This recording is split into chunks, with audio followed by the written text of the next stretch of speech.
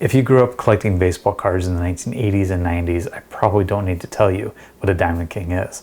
But in this video, I'm going to share with you a new endeavor I'm going on in the world of collecting, the Diamond King run.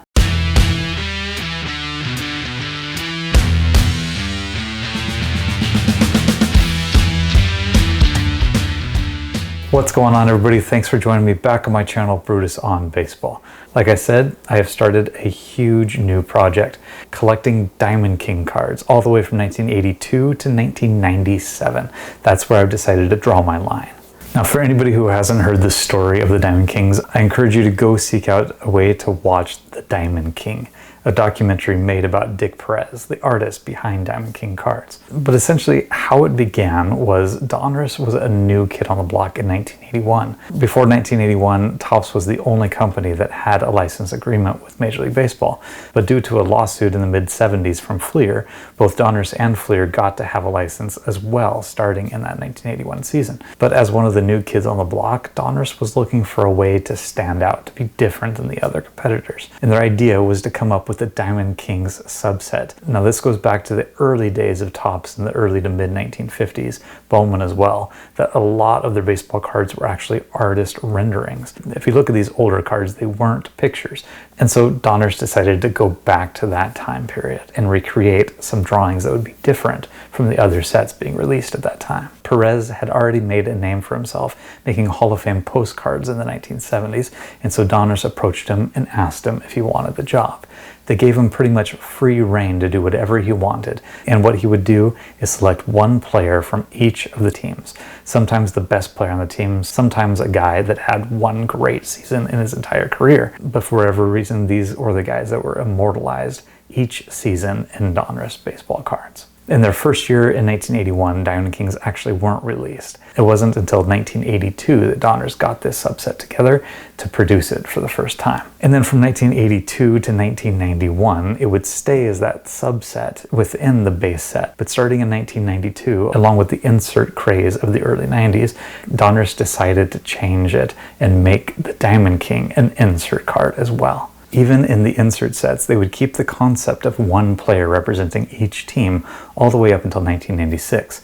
But then starting in 1997, they essentially changed it to an insert set where they limited the number of cards in the set to only 10. Things changed drastically for Donruss, Pinnacle, all of these companies after 1997. The baseball card world went through a major upheaval. And so that's really where I stopped collecting Donruss. And that's where my journey is going to end as well in this collection. And in terms of collecting, a lot of people out there collect just the cards themselves, binders full of Diamond Kings, and that's cool.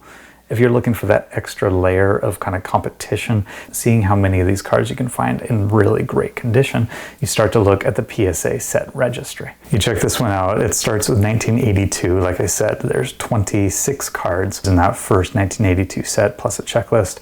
You can see the 1983 starts with the number 1 all over again. It goes up to 26 cards as well with a checklist. 1984 and so on. So this run in PSA Set Registry is from 1982 to 1991, all the years that they were base sets. And then if you really want to look into the insert card sets, you have to come to the company set side of things, look up 1992 Donruss Diamond King. It's its own set. So the set registry has that full run from 82 to 91. If you want to collect those were the subsets inside the base set. And then you can treat each one individually starting in 1992. So for me, I just wanted to get on here and I wanted to share this project that I'm going to start going forward with and share with you guys kind of the beginning of the process of what this whole thing looks like. I've got a number of new cards that I just got in the mail, and so let me show you real quick those new cards as well as the ones I have already and what's going to end up being my Donruss Diamond King runs from 1982 to 1997. Check it out. All right, everybody. So here is my Diamond King run that I've got already. Starting with 1982. This is the first year design for Diamond Kings. I've got the George Brett in a PSA 10. That's the only one that I've got from 1982. Obviously, as you go back in time, they're a little bit harder to find, especially in really good condition. The 1983 comes along. Basically the same design. Perez didn't really change much of anything except for, maybe the background behind the player, the drawn background, but the card design itself is essentially the same. And like I alluded to before, Donruss basically gave Dick Perez, free reign to do whatever design he wanted, pick whatever players and draw them however he wanted. So this is what he gave them back-to-back years. They didn't really change much. So 82, 83, I've got Bill Buckner, I've got Ron Guidry, Carl Yastrzemski, and that's it. So those three in PSA 10 so far from 1983.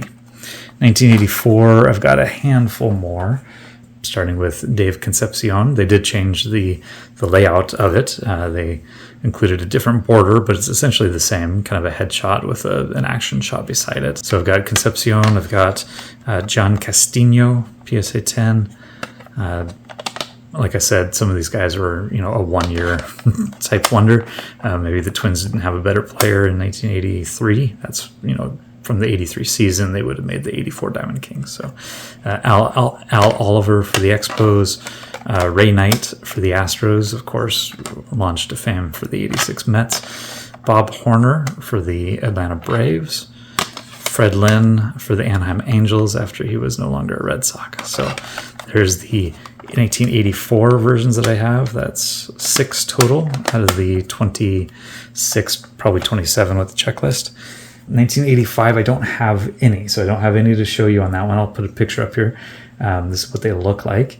But 1986, they changed, definitely Donruss changed the design of the cards themselves in 85 and 86, obviously, too, away from those white borders. And 86, I've got the Brett Butler in PSA 10 for the Indians and Bob Boone for the Angels, also PSA 10. Again, it didn't really change a whole lot. The headshot, the action shot beside it. So not a lot of variety in terms of, how the portraits looked.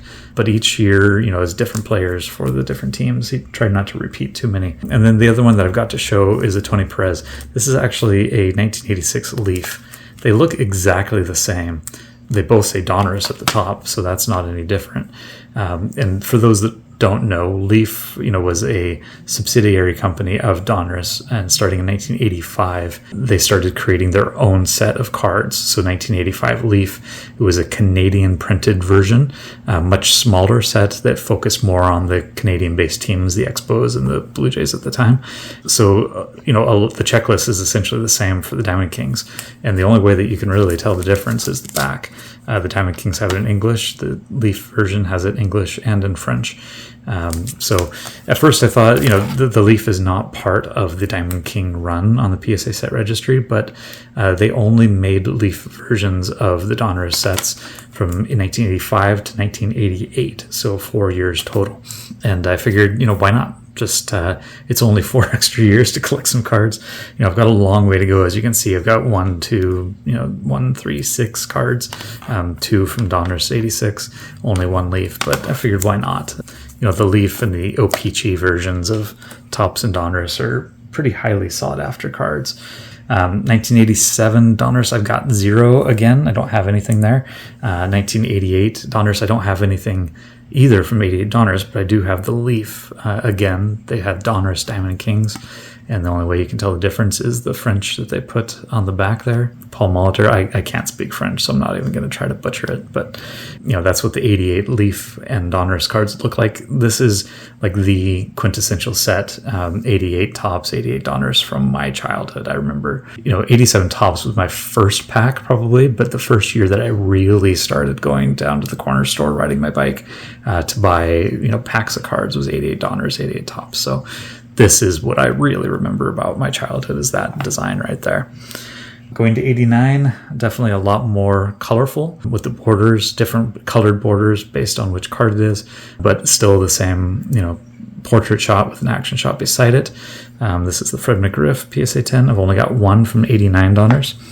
And funny enough, maybe because it was junk wax, 89, 1990, 1991, I have not had a very easy time of finding those cards, even though they should be way more abundant than a lot of these older ones. I found an easier time of finding the older ones compared to the the more recent, I guess not recent, but the junk wax overproduced 1989, 1990, 1991. And the ones that I have seen have actually been quite expensive. So, I'm kind of hoping I can find those as time goes by.